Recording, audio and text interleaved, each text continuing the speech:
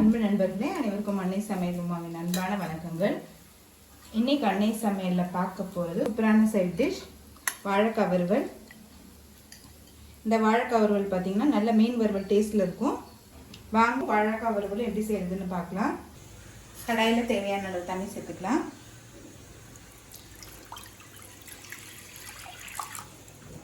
ரெண்டு வாழைக்காய் இது மாதிரி கட் பண்ணி சேர்த்துக்கலாங்க. தேவையான அளவு உப்பு, கொஞ்சம் மஞ்சள்தூள்,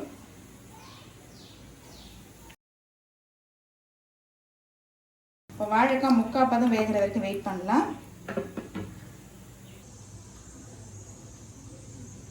இப்போ வாழைக்காய் பாருங்க நல்லா முக்கால்வாசி வெந்துருச்சு. இதுக்கு மேலே இருந்ததுன்னா குழஞ்சு போயிடும். இப்போ இதை எடுத்து தனியாக வச்சுக்கலாம். இப்போ வாழைக்காய் வறுவலுக்கு மசாலா அரைச்சிக்கலாங்க. இது மாதிரி மசாலா அரைச்சி போட்டிங்கன்னா வாழைக்காய் வறுவல் டேஸ்ட் ரொம்ப நல்லாயிருக்கும். 1 டீஸ்பூன் சோம்பு, 10 பல் பூண்டு, 1 டீஸ்பூன் மிளகு, 1 டீஸ்பூன் சீரகம். இப்போ இது எல்லாத்தையுமே மிக்சியில் அரைச்சிக்கலாங்க.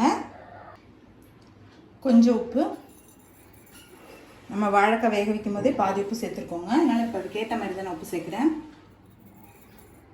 பொடியாக நறுக்கின கருவேப்பிலை, 3 டீஸ்பூன் மிளகாய்த்தூள்,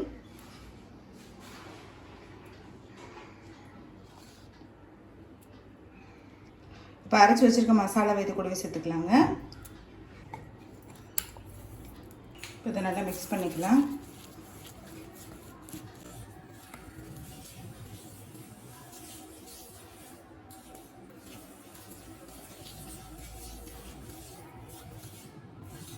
இது கூடவே கொஞ்சமாக தண்ணி சேர்த்துக்கலாங்க.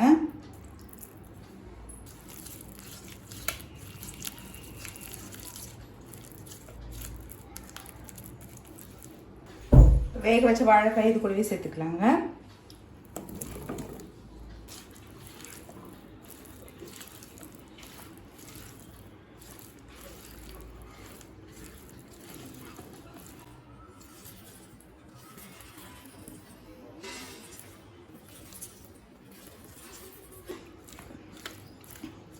வாழைக்காய் மேலே நல்லா கோட் ஆகுற மாதிரி மிக்ஸ் பண்ணிக்கோங்க.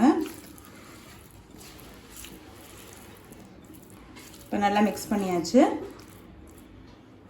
அடுத்தது நம்ம வாழைக்காயை வறுக்க ஆரம்பிச்சிடலாங்க. வாழைக்காய் ஃப்ரையை தோசைக்கல்லே பண்ண போகிறீங்க. நீங்கள் விருப்பப்பட்டீங்கன்னா கடாயிலே பண்ணிக்கலாம். இப்போ இதில் வாழைக்காயை கொஞ்சம் கொஞ்சமாக சேர்த்துக்கலாங்க.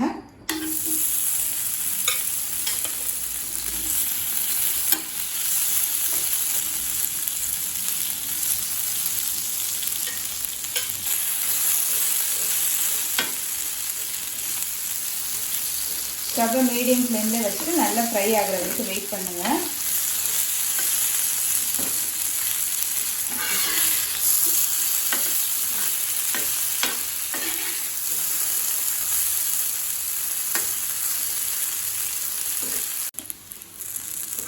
இப்போ பாருங்கள் மசாலா நல்லாவே கோட் ஆகிடுச்சு. இன்னும் ஒரு 5 நிமிஷம் இருந்ததுன்னா நல்லா கலர் மாதிரி ஃப்ரை ஆகிடும். மீடியம் ஃப்ளேம்லேயே வச்சுட்டு அடி பிடிக்காமல் இருக்குது. அப்பப்போ திருப்பி மட்டும் விட்டுக்கிட்டே இருங்க. இந்த வாழைக்காய் ஃப்ரை பார்த்திங்கன்னா நல்ல மீன் வறுவல் டேஸ்ட்டு கொடுக்குங்க. வாழைக்காய் வறுவல் ரெடி ஆகிடுச்சு. ரெசிபியை ட்ரை பண்ணி பாருங்கள். கண்டிப்பாக உங்களுக்கே பிடிக்கும். ரெசிபி பிடிச்சிருந்ததுன்னா வீடியோவை லைக் பண்ணுங்கள், கமெண்ட் பண்ணுங்கள், ஷேர் பண்ணுங்கள். இது வரைக்கும் அன்னை சமையல் சேனலை சப்ஸ்கிரைப் பண்ணலைன்னா சப்ஸ்கிரைப் பண்ணுங்கள். தேங்க்யூ.